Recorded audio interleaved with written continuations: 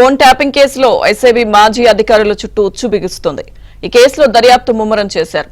SIB మాజీ chief Prabhakar Rao, OTV channel ఎండీల lookout నోటీసులు జారీ చేశారు. అయితే వీరిద్దరూ ఇప్పటికే విదేశాలకు వెళ్లిపోయారు. మరోవైపు ప్రభాకర్ రావు, ఛానల్ ఎండీల నివాసాల్లో పంజాగుట్ట పోలీసులు సోదాలు జరిపారు.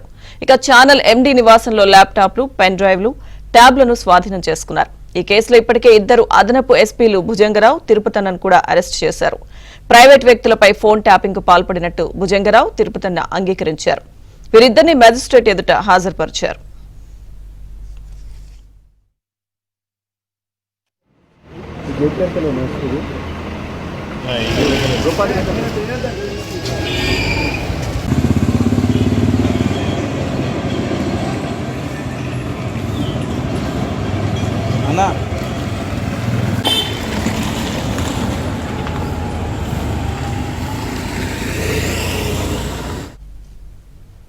ఫోన్ ట్యాపింగ్ వ్యవహారానికి సంబంధించిన పూర్తి అప్డేట్స్ మా ప్రతినిధి శశి లైవ్ లో అందిస్తారు. శశి,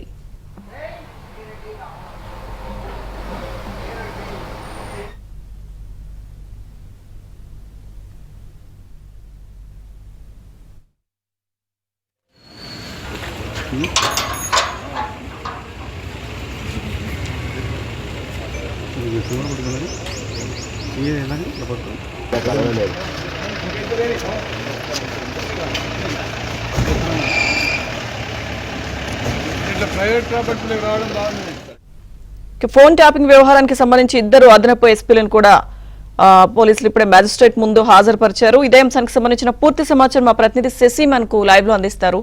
శశి, ప్రణీత్రావుతో పాటు అలాగే అదనపు ఎస్పీలుగా పనిచేస్తున్నటువంటి తిరుపతన్న, భుజంగరావు ఈ ముగ్గురిని కూడా ప్రస్తుతం కొంపలలోని న్యాయమూర్తి నివాసానికి ఇటు పంజగుట్ట పోలీసులు తీసుకెళ్లారు. ప్రస్తుతం న్యాయమూర్తి నివాసంలోనే ఈ ముగ్గురు కూడా ఉన్నారు. మరి కాసేపట్లో మేజిస్ట్రేట్ నివాసం నుంచి ఈ ముగ్గురిని కూడా చెంచల్గూడ జైలుకు తరలించబోతున్నారు. ఫోన్ ట్యాపింగ్ సంబంధించి ఇప్పటికే పక్కా సమాచారాన్ని సేకరించినటువంటి పోలీసులు ఈ ముగ్గురి పాత్ర ఉందని నిర్ధారించుకున్న తర్వాత వీరి ముగ్గురిని కూడా అదుపులోకి తీసుకున్నారు. ప్రస్తుతం అరెస్ట్ చేసి చెంచల్గూడ జైలుకు తరలించబోతున్నారు. మరోవైపు ఈ ఫోన్ ట్యాపింగ్ వ్యవహారంలో చాలా కీలకమైనటువంటి పరిణామాలు చోటు చేసుకుంటూ ఉన్నాయి.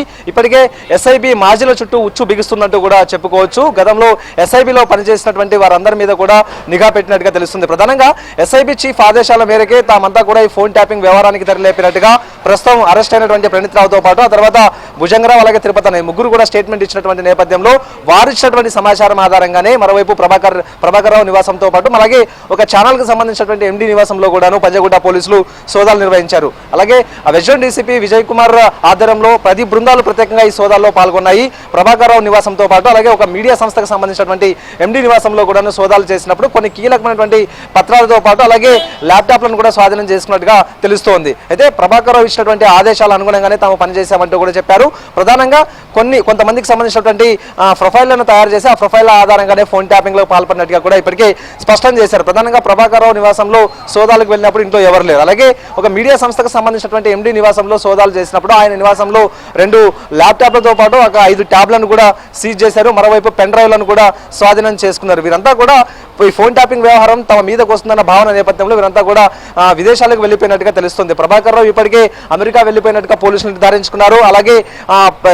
అలాగే మరొక ఛానల్కు సంబంధించినటువంటి ఎండీ కూడాను ఆయన కూడా లండన్ వెళ్ళిపోయినట్టుగా ఇప్పటికే పోలీసులు భావిస్తూ ఉన్నారు. ఇందుకు అనుగుణంగానే వారిద్దరిని కూడాను తిరిగి హైదరాబాద్ రప్పించడానికి వీలుగా లుకౌట్ నోటీసులు జారీ చేసినట్టుగా ప్రస్తుతం తెలుస్తోంది. లుకౌట్ నోటీసుల ఆధారంగా వారిద్దరిని కూడాను తిరిగి హైదరాబాద్కు తీసుకొచ్చి విచారించేటటువంటి అవకాశం అయితే కనిపిస్తుంది. ప్రధానంగా ఖమ్మం, వరంగల్ జిల్లాకు సంబంధించినటువంటి నేతలు ఎవరైతే ఉన్నారో వీరే ఈ ఫోన్ ట్యాపింగ్ వ్యవహారంలో కీలకంగా ఉన్నారంటూ కూడా కొంత సమాచారం అయితే అందుతుంది. ప్రధానంగా ఎండీ ఒక ఛానల్కు సంబంధించినటువంటి ఎండీ శ్రవణ్ ఎక్కువగా ఆయననే ఈ యొక్క ఫోన్ ట్యాపింగ్ వ్యవహారంలో కీలకంగా ఉన్నట్టుగా తెలుస్తుంది. ఆయన వద్దకు ఎక్కువగా ఖమ్మం అలాగే వరంగల్ జిల్లాకు సంబంధించినటువంటి నేతలే ఆయన నివాసానికి వచ్చేవారు. ఆయనతో ఎక్కువగా సంప్రదింపులు జరిపేవారంటూ కూడా ఇప్పటికే పోలీసులు గుర్తించారు. మరోవైపు ఇప్పుడు అరెస్ట్ అయినటువంటి తిరుపతన్న కావచ్చు, ఆ తర్వాత భుజంగరావు కావచ్చు, వీరిద్దరు కూడా ఎస్ఐబిలో చాలా కీలకమైనటువంటి స్థానాల్లో పనిచేశారు.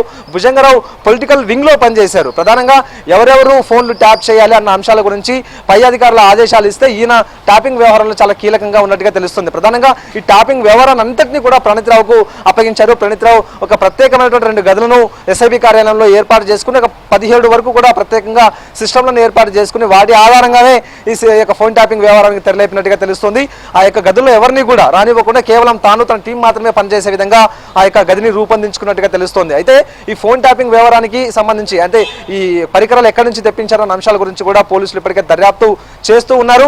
ఎక్కడెక్కడి నుంచి ట్యాపింగ్ సంబంధించిన పరికరాలు తీసుకొచ్చారు, అవన్నీ ప్రభుత్వ నిధులతో కొన్నారా లేకపోతే ప్రైవేట్ వ్యక్తులు సమకూర్చినటువంటి నిధులతో కొన్నారా అన్న అంశాల గురించి కూడా పోలీసులు దర్యాప్తు చేయబోతూ ఉన్నారు. మొత్తానికి ప్రణీత్ రావు ఇచ్చినటువంటి స్టేట్మెంట్ ఆధారంగా తిరుపతి అన్నతో పాటు ఆ తర్వాత భుజంగరావులను కూడా అరెస్ట్ చేశారు. ఇద్దరు కూడా అదనపు ఎస్పీలుగా పనిచేస్తున్నారు. మరి కాసేపట్లో మేజిస్ట్రేట్ నివాసం నుంచి చెంచల్గూడ జైలుకి ఈ ముగ్గురిని కూడా తరలించేటువంటి అవకాశం అయితే ఉంది.